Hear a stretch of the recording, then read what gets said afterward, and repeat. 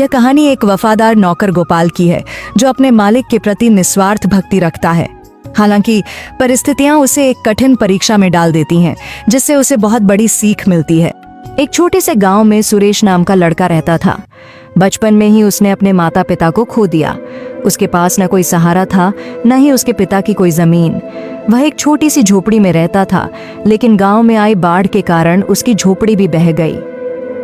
गांव के जमींदार धर्मदास बहुत दयालु व्यक्ति थे।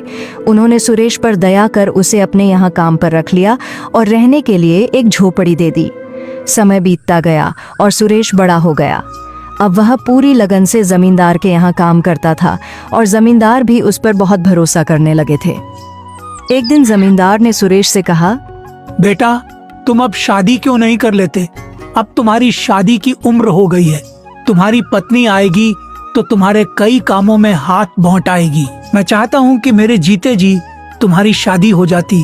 क्या जाने कब भगवान का बुलावा आ जाए। सुरेश बोला, मालिक, ऐसा क्यों कह रहे हो? मेरे लिए आप ही सब कुछ हैं।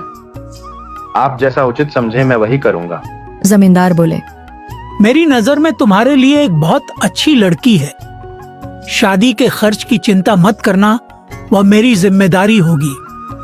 सुरेश झिझकते हुए बोला, जो भी आपका निर्णय होगा वह मेरे भले के लिए ही होगा। आप मेरे पिता समान हैं। धर्मदास का बेटा विक्रम यह सब सुन लेता है और गुस्से में अपने पिता के पास आता है। पिताजी, ये आप क्या कर रहे हैं? सुरेश हमारा नौकर है और आप उसकी शादी का खर्च क्यों उठा रहे हैं? धर्मदास ने सख्ती से जवाब दिया। वह मेरा नौकर नहीं, बेटे जैसा है। विक्रम चिढ़कर बोला, आप मेरे पिताजी हैं या उसके? धर्मदास नाराज होकर बोले, जब मैं बीमार था तब कहाँ गया था तुम्हारा अपनापन? तब सुरेश ने मेरी कितनी सेवा की थी। वह दिन रात मेरी देखभाल करता था और तुम अपने शौक में मस्त रहते थे। तुम मुझे मत सिखाओ कि कौन अपना है और कौन पराया। विक्रम और भी गुस्से में आ गया। उसने सोचा कि उसे सुरेश को रास्ते से हटाना होगा। विक्रम नशे और जुए की लत में डूबा हुआ था। एक दिन उसने अपने पिता से 10,000 रुपए मांगे, लेकिन जब जमींदार ने उसे पैसे देने से इनकार कर दिया तो वह भड़क उठा।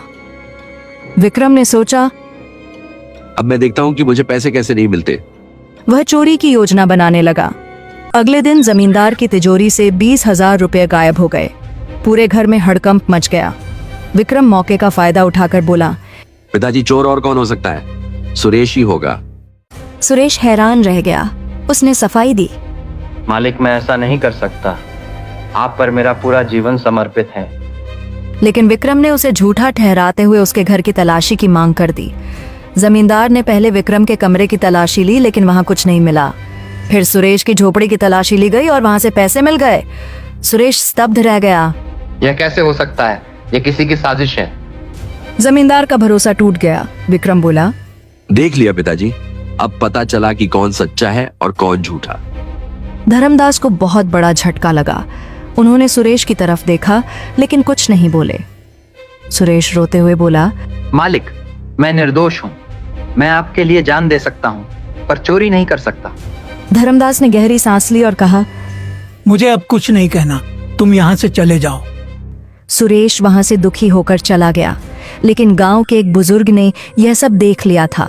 उन्होंने जमींदार को बताया कि उन्होंने आधी रात को विक्रम को चुपके से पैसे छुपाते देखा था। धर्मदास को जब यह सच पता चला तो उन्हें बहुत पछतावा हुआ। उन्होंने तुरंत सुरेश को बुलाया और गले से लगा लिया। बेटा, मुझसे बहुत बड़ी गलती हो गई। मैं तुम पर भरोसा नहीं कर सका। विक्रम ही असली चोर है। सुरेश की आंखों में आंसू थे, लेकिन उसने जमींदार से कहा, मालिक, आपको दोषी महसूस करने की जरूरत नहीं। आपके लिए तो मैं जान भी दे सकता हूँ। धर्मदास ने विक्रम को घर से निकाल दिया और उसे अपनी गलती सुधारने का आदेश दिया। विक्रम का झूठ उजागर हो चुका था।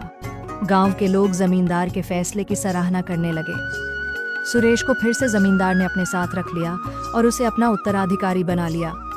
इंसान की असली पहचान उसके कर्मों से होती है, न कि उसकी संपत्ति से।